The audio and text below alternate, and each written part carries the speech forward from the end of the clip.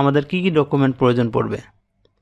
ডকুমেন্টগুলো হলো trade licence, tin certificate, bank statement বা ব্যাংক সার্টিফিকেট, এনআইডি, একটি ইমেল অ্যাড্রেস এবং একটি মোবাইল নম্বর। এছাড়াও প্রতিষ্ঠানটি যদি ম্যানুফ্যাকচারিং বা উৎপাদনকারী প্রতিষ্ঠান হয়ে থাকে তাহলে plant layout, list of machineries, পাশাপাশি বিভিন্ন মেশিনের ক্যাপাসিটির তথ্য তার কাছে থাকতে হবে। প্রতিষ্ঠানটি যদি লিমিটেড কোম্পানি হয়ে থাকে তাহলে আরজেএসি সনদ, আমদানিকারক হয়ে থাকলে আইআরসি এবং রপ্তানিকারক হয়ে থাকলে এআরসি। এছাড়া প্রতিষ্ঠানটি যদি বিডার সনদ থেকে থাকে তাহলে বিডার সনদ। এই ডকুমেন্টগুলো স্ক্যান করে জেপিজি বা পিডিএফ ফরম্যাটে কম্পিউটারে আগে রেখে নিতে হবে। নিবন্ধনের আবেদন ফর্ম সাবমিট করার সময় এই ডকুমেন্টগুলি অ্যাটাচ করে দিতে হবে। আজকে যে প্রতিষ্ঠানটা নিবন্ধন আবেদন সাবমিট করব তার ডকুমেন্টগুলো আমি কম্পিউটারে স্ক্যান করে নিয়ে রেখেছি। এটা একটি ব্যবসায়ী প্রতিষ্ঠান। আবেদন কার্যক্রম শুরু করার ক্ষেত্রে দুইটা ধাপ আছে। প্রথম ধাপে আপনাকে ইউজার আইডি করতে হবে এবং দ্বিতীয় ধাপে আপনাকে মূসক নিবন্ধন আবেদন ফর্ম 2.1 এই ফর্মটাকে আমি ভ্যাট অনলাইন লিখে সার্চ দিলেই ওয়েবসাইটটি পেয়ে যাব, বা সরাসরি vat.gov.bd এই ঠিকানায় প্রবেশ করতে পারেন। আচ্ছা, ভ্যাট অনলাইন সার্ভিসের ওয়েবসাইটটিতে আমি প্রবেশ করলাম। এখন এখানে উপরের দিকে কয়েকটি অপশন আছে, sign up, log in, documents, etcetera. আচ্ছা, যাদের ইউজার আইডি নাই, অর্থাৎ একদম প্রথম ধাপের কাজটি করতে হবে ইউজার আইডি, তারা সাইন আপে ক্লিক করবেন। সাইন আপে ক্লিক করলে একটি ফর্ম আসবে। ইনফরমেশন ইনপুট দেওয়ার পরে আপনি চেক বাটনে ক্লিক করতে পারেন যে কোনো ঘরে কোনো ইনফরমেশন ভুল আছে কিনা বা কোনো সমস্যা আছে কিনা। যদি নো এরর থাকে দেন আপনি সাবমিট করবেন। সাবমিট করার পরে আপনার মোবাইলে এবং ইমেলে একটি ওটিপি কোড যাবে। ওই কোডের মাধ্যমে আপনার ইউজার আইডিটাকে অ্যাক্টিভ করতে পারবেন। ইউজার আইডি অ্যাক্টিভ হয়ে গেলে আপনার মেইলে একটা ইউজার আইডি এবং পাসওয়ার্ড চলে যাবে। পরবর্তীতে ওই ইউজার আইডি এবং পাসওয়ার্ড দিয়ে আপনাকে লগ ইন করতে হবে। তবে এখানে একটা বিষয় একটু খেয়াল রাখতে হবে যে 3বারের বেশি ভুল পাসওয়ার্ড দিলে আপনার ইউজার আইডিটা লক হয়ে যেতে পারে। ইউজার আইডি এবং পাসওয়ার্ড দেওয়ার ক্ষেত্রে খুবই সতর্ক থাকতে হবে। আপনার প্রয়োজনে পাসওয়ার্ড দেওয়ার সময় বা পরে এই শো হাইড এই অপশনটিতে ক্লিক করে আপনি দেখে নিতে পারেন যে আপনি কি পাসওয়ার্ড দিয়েছেন ঠিক আছে কিনা। দেখে নিশ্চিত হয়ে আপনি লগ ইন করবেন। এতে আপনার ভুল হওয়ার সম্ভাবনা কম হবে, আপনার ঝুঁকি কম হবে। তারপর একটা জিনিস বলে রাখি, যদি কারো ইউজার আইডি লক হয়ে যায় তাহলে এই যে আনলক রিসেট পাসওয়ার্ড এখানেও আপনি ক্লিক করে চেষ্টা করে দেখতে পারেন যে আপনার ইউজার আইডি এবং পাসওয়ার্ডটা পুনরুদ্ধার করতে পারেন কিনা বা আনলক করতে পারেন কিনা। যদি একান্তই সম্ভব না হয় তাহলে ভ্যাট বিভাগীয় অফিসে যোগাযোগ করবেন, সেখান থেকে আপনার ইউজার আইডি লক খুলে দিতে পারবে। এখন আমরা লগ ইনে ক্লিক করি। লগ ইন হয়ে গেছে। ফর্মসে ক্লিক করি। এখানে একটি মূসক 2.1 ফর্ম ড্রাফট করা আছে। যদি কারো এই ফর্মটা এখানে না থাকে, সাধারণত থাকার কথা না, তো সেই ক্ষেত্রে আমি অ্যাড ফর্মে ক্লিক করব। অ্যাড ফর্মে গিয়ে আমি ড্রপ বক্স থেকে এই 2.1 VAT turnover tax registration form এটাতে ক্লিক করি। ওকে করলে আমার ফর্মটা ওপেন হয়ে যাবে। আচ্ছা, নতুন একটা ফর্ম ওপেন হয়ে, এখনও পুরোপুরি ওপেন হয় না, একটু ওয়েট করতে হবে। আচ্ছা, নতুন ফর্ম ওপেন হয়ে গেছে। এখন এই ফর্মে আমার প্রয়োজনীয় তথ্য ইনপুট দিতে হবে। আচ্ছা, প্রথমে কিছু জিনিস অটো সিলেক্ট করা আছে, চাইলে এগুলো পরিবর্তন করা যায়। রেজিস্ট্রেশন ক্যাটাগরি নিউ, আর একটা অপশন আছে রি রেজিস্ট্রেশন। যাদের ওল্ড বিন অর্থাৎ 11 ডিজিট বিন আছে তারা রি রেজিস্ট্রেশন অপশনে ক্লিক করবে।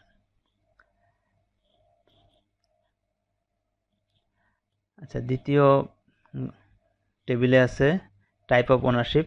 এখানে আছে প্রোপ্রাইটারশিপ, অর্থাৎ ব্যক্তি মালিকানাধীন প্রতিষ্ঠান যদি হয় তাহলে তাকে প্রোপ্রাইটারশিপ সিলেক্ট করতে হবে। পার্টনারশিপ হলে পার্টনারশিপ, প্রাইভেট লিমিটেড অর্থাৎ যে কোম্পানিগুলা register of joint stock company RJC-তে নিবন্ধিত ইনকর্পোরেটেড, সেই প্রতিষ্ঠান নিবন্ধনের জন্য প্রাইভেট লিমিটেড বা পাবলিক লিমিটেড অপশন সিলেক্ট করবেন। আচ্ছা, এখানে আরও কিছু অপশন আছে, গভর্নমেন্ট, NGO, ইন্টারন্যাশনাল অর্গানাইজেশন। প্রযোজ্য ক্ষেত্রে তারা এগুলো সিলেক্ট করতে পারে। তো আমি যে আবেদনটা সাবমিট করব এটা একটি ব্যক্তি মালিকানাধীন ব্যবসা প্রতিষ্ঠান, এখানে আমি প্রোপ্রাইটারশিপ সিলেক্ট করলাম। আর উইথ হোল্ডিং এন্টিটি নো। যারা লিমিটেড কোম্পানি তারা উইথ হোল্ডিং কোম্পানি ইয়েস দিতে পারেন, তাদের যদি উইথ হোল্ডিং কোম্পানি প্রতিষ্ঠান থেকে থাকে। আচ্ছা, C নম্বর টেবিলে আছে ট্রেড লাইসেন্স নম্বর 00 ডেট। এখানে ডেটের টেবিল, এই টেবিল থেকে আমি ডেটটা সিলেক্ট করতে পারি। আচ্ছা, এখানে যে ট্রেড লাইসেন্সটা আছে সেটার প্রথম নিবন্ধন ইস্যুর তারিখ হচ্ছে 2010 সাল। যেহেতু আমার এই টেবিলে 10 সালের কোনো অপশন নাই, সেহেতু সর্বশেষ রিনিউ যে তারিখে করা হয়েছে আমি সেই তারিখটা দেখি, 23/11/2021। 2021 সিলেক্ট করি, নভেম্বর মাস 23 তারিখ, সরি 23 তারিখ। RJC এটা লিমিটেড কোম্পানির জন্য প্রযোজ্য, RJC ইনকর্পোরেশন নাম্বার 18। আমি যেহেতু এটা ব্যক্তি মালিকানাধীন প্রতিষ্ঠানের নামে 18 নেই, সো এখানে মালিকের যে 3 নম্বরটা আছে সেটা আমি দিব।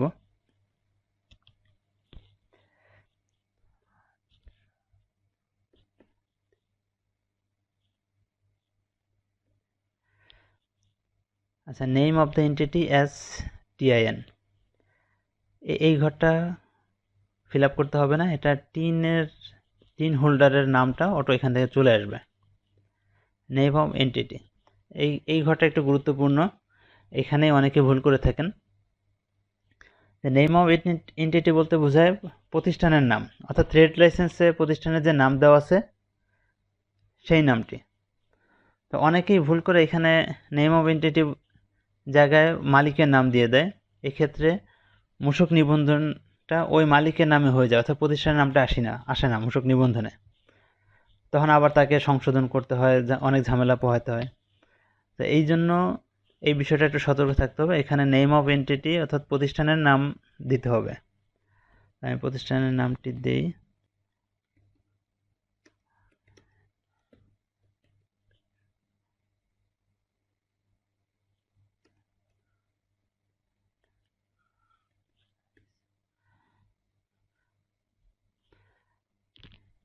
আচ্ছা ট্রেডিং ব্র্যান্ড নেম, এখানে যদি প্রতিষ্ঠানে কোনো ব্র্যান্ড নেম থেকে থাকে তাহলে সেটা দেয়া যায়।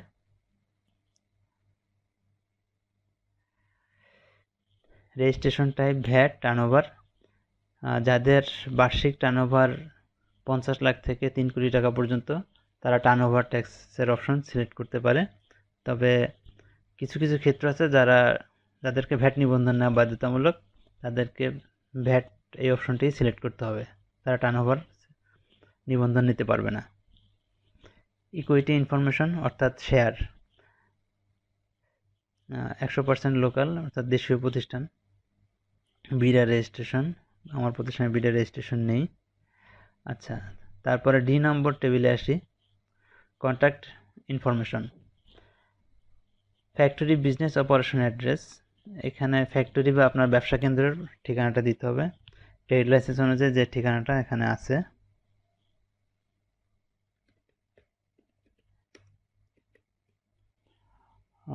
যেহেতু এটা পৌরসভার মধ্যে, এখানে আমার আর গ্রামের নাম দেওয়ার প্রয়োজন নেই। জেলা, পুলিশ স্টেশন, এখানে অপশন নিচের অপশনে থেকে সিলেক্ট করলে হবে। এখানে ড্রপ বক্স থেকে আমাকে জেলা সিলেক্ট করতে হবে, পুলিশ স্টেশন অর্থাৎ থানা।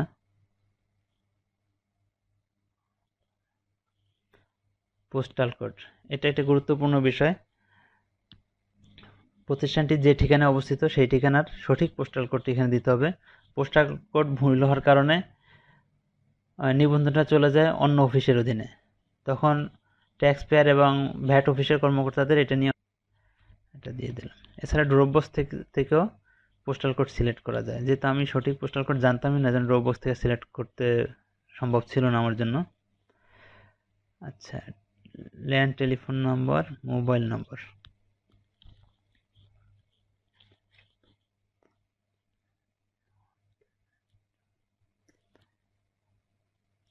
ইমেল।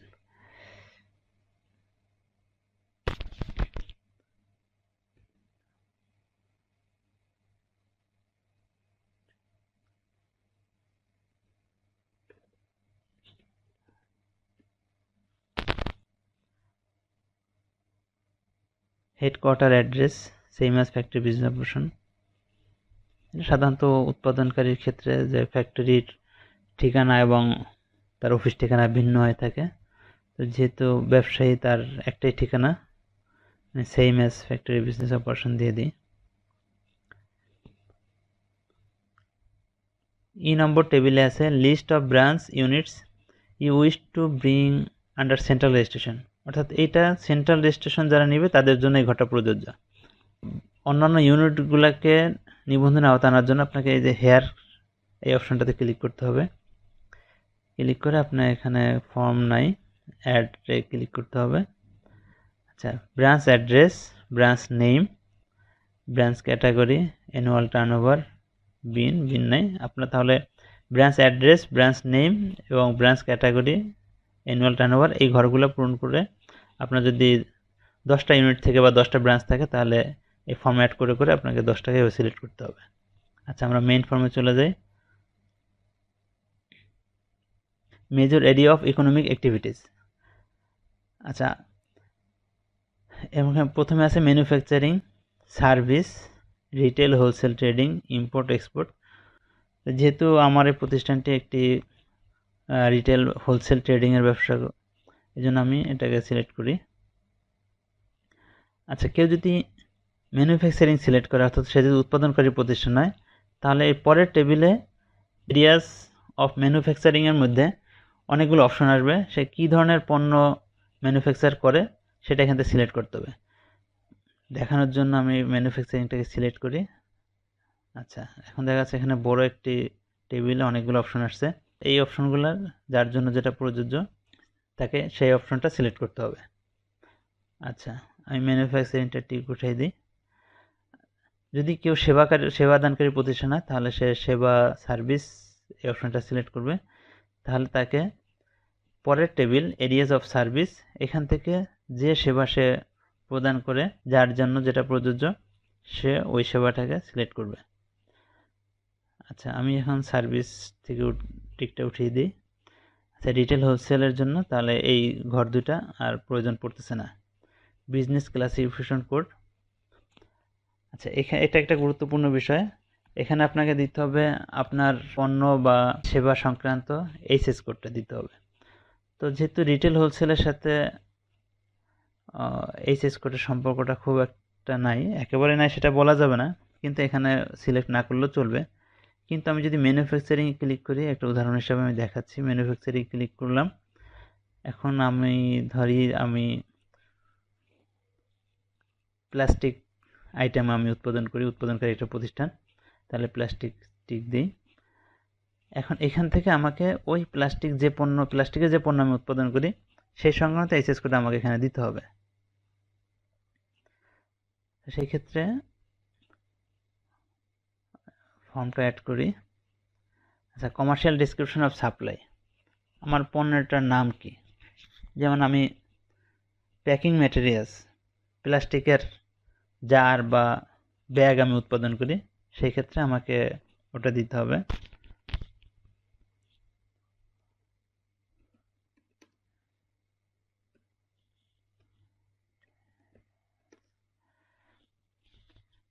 আচ্ছা, এখন এই সংক্রান্ত এইচএস কোডটা আমাকে এখান থেকে সিলেক্ট করতে হবে।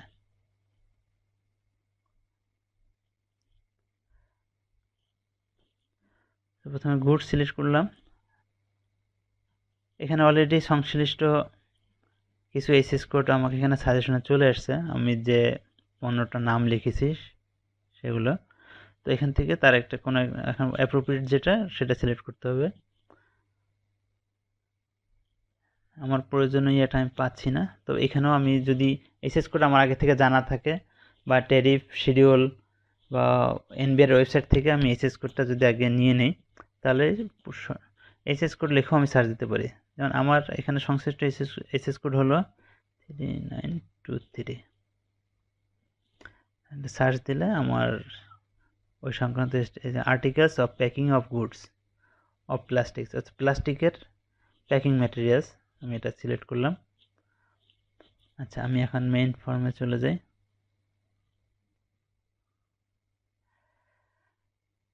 আচ্ছা, এখানে বিজনেস ক্লাসিফিকেশন কোড, এই কোডটা আমার এখানে অ্যাড হয়ে গেছে, যদি এখানে দেখতে পাচ্ছি না, কিন্তু এখানে ঢুকলে ওটা আমি দেখতে পারবো।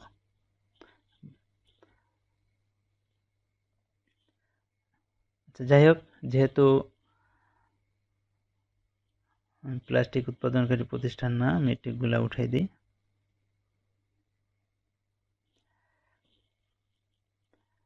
এখানে কি এখনো আছে কিনা দেখি। আচ্ছা, এটাকে আমি ডিলিট করে দিই।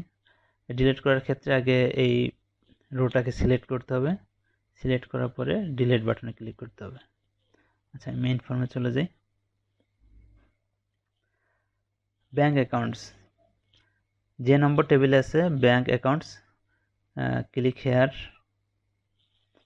এখানে অ্যাড ফর্ম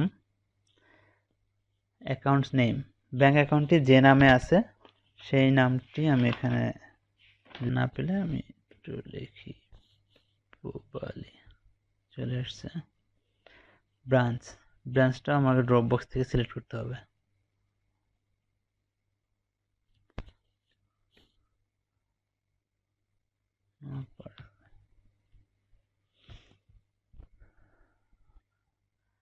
আচ্ছা, আমার ব্যাংক ইনফরমেশন ইনপুট দেওয়া হয়ে গেছে, আমি এখন মেইন ফর্মে যাই।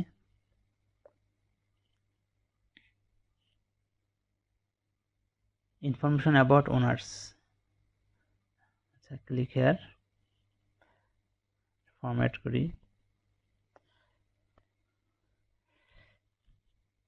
মালিকের 3 নম্বরটা দিতে হবে।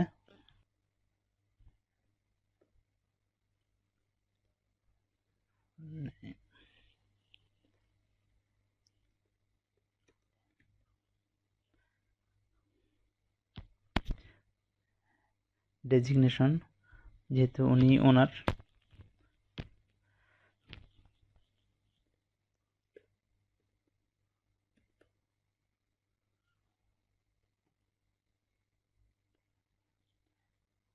মালিকের প্রয়োজনীয় তথ্য ইনপুট দেওয়া হয়েছে, মূল ফর্মে চলে যায়।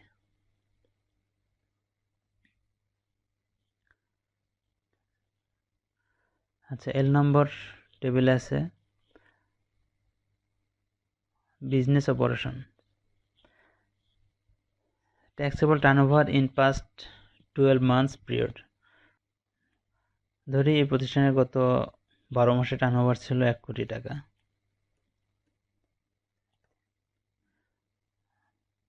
আচ্ছা, projected turnover in next 12 months. আচ্ছা, আগামী 12 মাসে তার সম্ভাব্য টার্নওভার কত হতে পারে? 1 কোটি, সম্ভাব্য টার্নওভার 1 কোটি টাকায় দিই। নাম্বার অফ এমপ্লয়িজ 4 জন। আচ্ছা, আর you making any zero rated supply, অর্থাৎ কোনো শূন্য হারভেস্ট কোনো পণ্য সরবরাহ আছে কিনা? নাই। Are you making any VAT exempted supply, কোনো অব্যাহতি পণ্য সরবরাহ আছে কিনা? নাই। যদি কেউ অব্যাহতিপ্রাপ্ত পণ্য সরবরাহ করে থাকে, যেমন চাল, গম, মাছ, মাংস, তাহলে সে ইয়েস অপশনটি সিলেক্ট করবে। Authorised persons information for online activity, আচ্ছা, ক্লিক হেয়ার, এখানে তার অথরাইজড পারসনের ইনফরমেশনটা দিই। এই অপশনটা খুবই গুরুত্বপূর্ণ, যেহেতু এই ইনফরমেশনের মাধ্যমেই অনলাইন রিটার্ন সাবমিশন বা অন্যান্য যাবতীয় কার্যক্রম এই অথরাইজড পারসন করতে পারবে। এবং এখানে অনেকে ভুল করে, আচ্ছা, এখন কাকে অথরাইজ পার্সন করা যাবে সেটা আগে একটু আমরা বুঝি।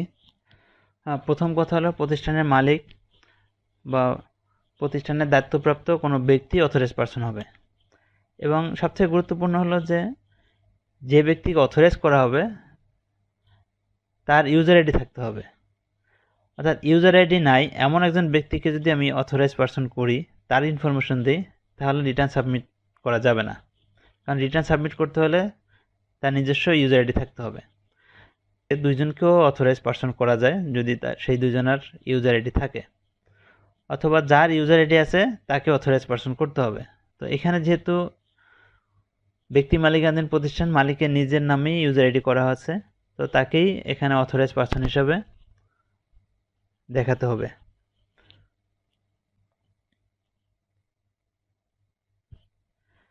অথরাইজ পার্সনের ইনফরমেশনগুলো আমি এখানে ইনপুট দিই। তবে এখানে এই যে অনেকে ভুল করে যে ইউজার আইডির তথ্যের সাথে এই অথরাইজ পার্সনের তথ্যের মিলে না। ইনফরমেশন দুই রকমের হওয়ার কারণে তখন পরবর্তীতে রিটার্ন সাবমিট করতে গিয়ে বা অন্যান্য অনলাইন কার্যক্রমের ক্ষেত্রে সমস্যা সৃষ্টি হয়, যে ওই অপশনগুলো তখন আসে না। এই জন্য ইমেল, নাম, এনআইডি এই তথ্যগুলো ইউজার আইডির সাথে তথ্যের সাথে হুবহু মিল থাকতে হবে।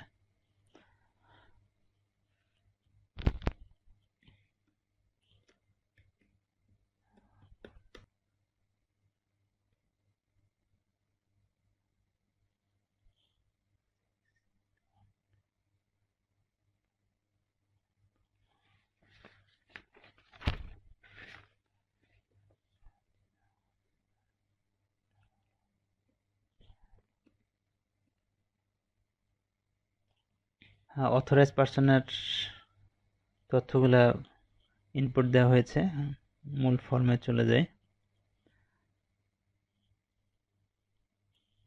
ডিক্লারেশন, আবেদনকারীর নাম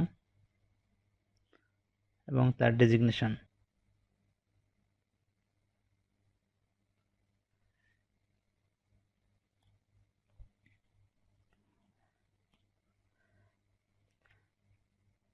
আচ্ছা, ফর্মের সব তথ্যই মোটামুটি ইনপুট দেওয়া হয়ে গেছে। আচ্ছা, এখানে নামটা একটু আমার ভুল হয়েছে, না একটু ঠিক করে দিই।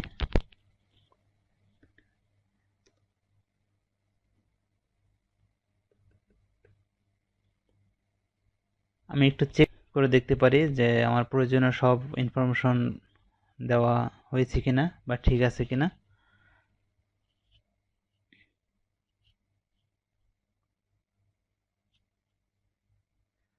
আচ্ছা, দেখা যাচ্ছে 9টি ইরর দেখা দিছে। 9 ডিজিট বিনের ইনফরমেশন, যেহেতু আমার 9 ডিজিট বিন ছিল না, তারপর তথ্য এটা কারেক্ট করতে হবে। আচ্ছা, please provide data for branch address, যেহেতু আমি ব্রাঞ্চে ক্লিক করেছিলাম এর জন্য কিন্তু আবার কিছু পূরণ না করে চলে আসছি, এই জন্য এটা আসছে। অ্যানুয়াল টার্নওভার, প্রতিষ্ঠানে please provide data for annual turnover তো দেওয়া হয়েছে, তারপরে কেন আসলো? ব্রাঞ্চ ক্যাটাগরিজ নেট, আচ্ছা ও ব্রাঞ্চের টার্নওভারটা, ওই ব্রাঞ্চের অপশনটা বাদ দিতে হবে। ডাটা ফর পারপোজ, আচ্ছা ওইটা ব্রাঞ্চ, আচ্ছা আচ্ছা ডাটা এম টেবিলে এখানে কোন কোন টেবিলে আমার ইউজ আছে সেটা দেখাচ্ছি। প্রথমটা কোনো টেবিলে না, ই নম্বর টেবিল, তারপর এম নম্বর টেবিল, এরপরে আছে এন নম্বর কারেক্টনেস। আচ্ছা, এখান থেকে যাওয়ার কথা কিন্তু যাচ্ছে না ঘরগুলোতে, তো আমি ম্যানুয়ালি চেক করে দেখি। আচ্ছা, রেজিস্ট্রেশন ক্যাটাগরি নিউ। আচ্ছা, এক্ষেত্রে আমি এই অপশনগুলোতে ক্লিক করে প্রয়োজনীয় সংশোধন আমি সেখানে করতে পারি। তো এটাতে যাই।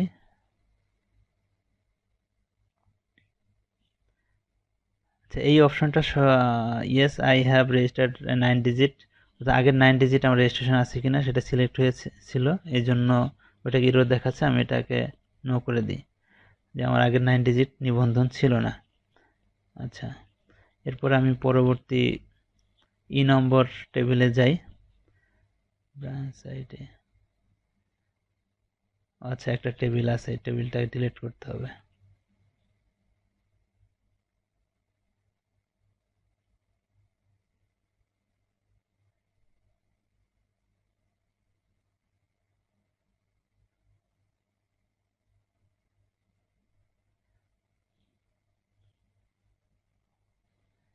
এম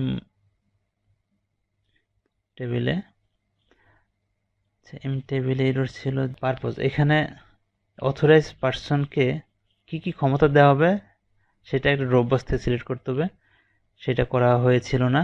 তো আমি এই ঘরটা এডিট করতে হবে, সেই জন্য আগে রোটাকে সিলেক্ট করে এডিট অপশনে ক্লিক করি। এডিট অপশনে ক্লিক করার পরে এখানে এই ঘরটা এখন আসছে। ড্রপ বক্স থেকে এখানে তাকে কি ক্ষমতা দেওয়া হবে, শুধু রেজিস্ট্রেশন ডাটা অ্যামেন্ডমেন্ট অথবা return filing and amendment all activities দিই। এখন আমি মেইন ফর্মে চলে যাই। অ্যাটাচমেন্ট, আচ্ছা অ্যাটাচমেন্ট করা হয় না, আমি অ্যাটাচমেন্টগুলো করি।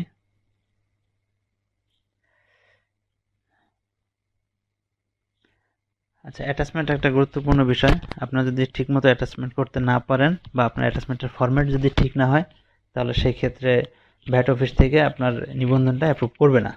এর জন্য আপনার অ্যাটাচমেন্টের জন্য প্রত্যেকটা ডকুমেন্ট আলাদা আলাদা ফাইলে জেপিজি অথবা পিডিএফ ফরম্যাটে আপনার কম্পিউটারে সংরক্ষণ করে রাখবেন।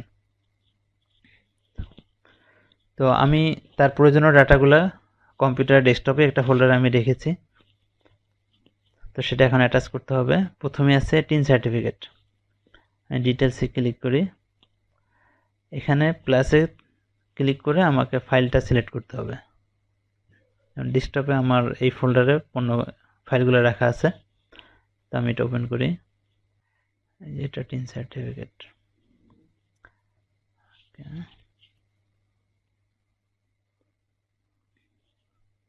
আচ্ছা, ফাইলটা অ্যাটাচড হয়ে গেছে, আমি এটা ক্লোজ করে দিই। এনআইডি ডিটেলসে ক্লিক করি।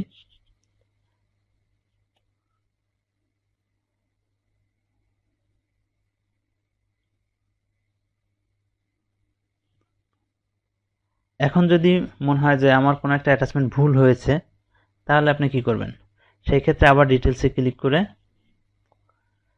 যে যদি মনে হয় যে আমার এই ডকুমেন্টটা আসলে ভুল হয়েছে, তাহলে এই ক্রস বাটনে ক্লিক করলে ওই ডকুমেন্ট যেমন আমি দেখি যে এনআইডি, যদি একাধিক এনআইডি সাবমিট করার প্রয়োজন হয়, যে পার্টনার 2 জন বা 3 জন পার্টনার, তাহলে 2-3 জনের এনআইডি এখানে দিতে হবে, বা টিন সার্টিফিকেট 2-3 জনের টিন সার্টিফিকেট দিতে হবে। সেই ক্ষেত্রে ডিটেলসে ক্লিক করে জাস্ট এখানে প্লাসে ক্লিক করলে আরেকটা সাবমিটের অপশন চলে আসবে। যেহেতু এটা আমার প্রয়োজন নেই, আমি এটা ডিলিট করে দিই।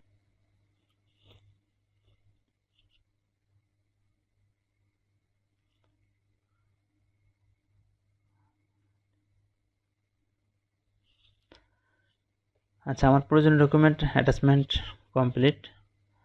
তো আমি আর মূল ফর্মে চলে যাই। আবার চেক দিয়ে দেখি যে আমার এররগুলো আসলে সলভ হলো কিনা।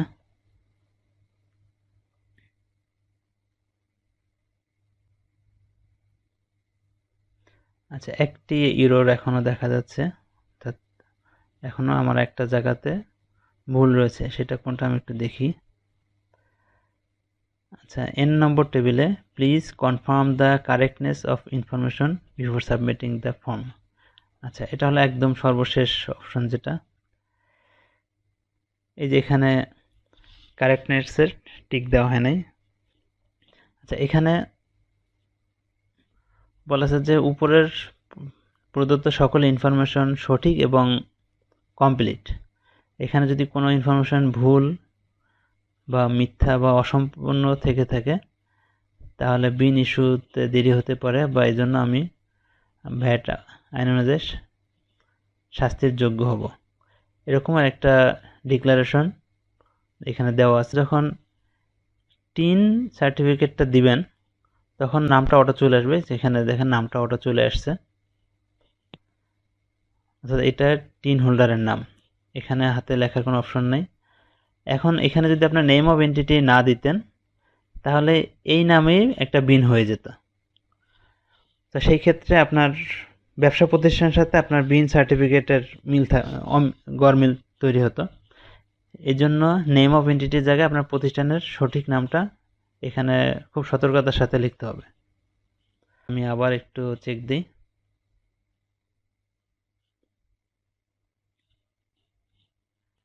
আচ্ছা, নো এরর।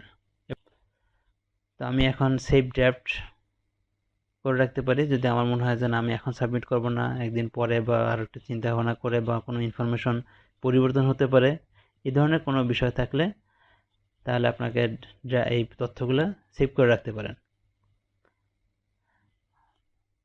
আচ্ছা, আমি আপাতত সেভ করে রাখি। আচ্ছা, আমি এখন হোমে যাই। আচ্ছা, এখানে আগে একটা ড্রাফট ছিল, এখন দেখা যাচ্ছে দুইটা ড্রাফট। সাবমিট করতে চাচ্ছি, তাহলে আবার এখানে ক্লিক করলে আমার ফর্মটা ওপেন হবে। তো আমি এখন সাবমিট করে দিই। ওকে।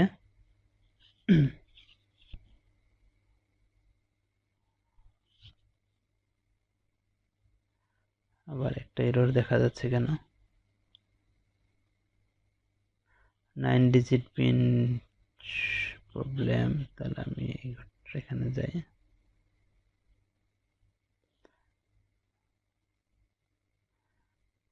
এখানে তো 9 ডিজিট।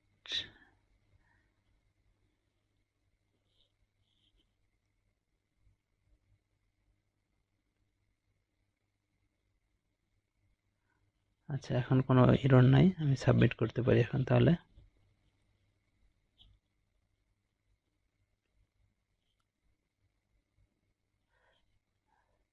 সাবমিটেড সাকসেসফুলি, অর্থাৎ আমার তাহলে অ্যাপ্লিকেশনটি যথাযথভাবে সাবমিট হয়ে গেছে। এখন আমার করণীয় কি? এখানে আমি দেখালাম যে মূসক 2.1 অর্থাৎ মূসক নিবন্ধন আবেদন ফর্ম ফিল আপ এবং সেটা সাবমিট করা। এখন পরবর্তী ধাপগুলো হলো যে আপনার এই আবেদনটি প্রাথমিকভাবে আপনি যে কমিশনারেটের অধীনে অবস্থিত সেই কমিশনারেটের সদর দপ্তরের কোনো এক কর্মকর্তার অ্যাকাউন্টে যাবে। সেই কর্মকর্তার অ্যাকাউন্ট থেকে এটাকে সংশ্লিষ্ট বিভাগীয় দপ্তরের বিন রিভিউয়ারের কোনো কর্মকর্তার কাছে পাঠাবে। তখন সেই কর্মকর্তা এই তথ্যগুলো যাচাই বাছাই করে সে একটা রিপোর্ট দিবে তার ঊর্ধ্বতন বিভাগীয় কর্মকর্তাকে। বিভাগীয় কর্মকর্তা যখন আপনার আবেদনটি অ্যাপ্রুভ করবে, অ্যাপ্রুভ করার সাথে সাথেই কিছুক্ষণের মধ্যে আপনার একটা বিন ক্রিয়েট হয়ে যাবে। কিন্তু বিন সার্টিফিকেটটা পেতে একটু সময় লাগে। সেই ক্ষেত্রে আপনার আর কয়েক ঘন্টা বা একদিন সময় লাগতে পারে। মেইলে আপনার বিন সার্টিফিকেটের কপিটা চলে যাবে। মেইলটি যদি আপনি না পেয়ে থাকেন বা আপনার মেইলটি কোনো কারণে ডিলিট হয়ে যায়, আপনার বিন সার্টিফিকেটটা যদি না পেয়ে থাকেন, তাহলে সংশ্লিষ্ট বিভাগীয় দপ্তরে যোগাযোগ করলে বিভাগীয় দপ্তর থেকে আপনার বিন সার্টিফিকেটের একটা কপি তারা প্রিন্ট দিয়ে দিতে পারবে। আচ্ছা, এখন আপনার আবেদনটি সাবমিট করার পরে ভ্যাট অফিসের কর্মকর্তা, দায়িত্বপ্রাপ্ত কর্মকর্তা যদি মনে করে যে আপনার আবেদনটি যথাযথ নয় বা আপনার আবেদনে কোনো ভুল আছে, তাহলে তারা আপনার এই আবেদনটি রিজেক্ট করে দিতে পারে। যে আপনার আবেদনটি যদি রিজেক্ট হয়, তাহলে আপনার করণীয় কি? সেই ক্ষেত্রে আপনাকে আগে দেখতে হবে যে কর্মকর্তারা এই বিনটি কেন।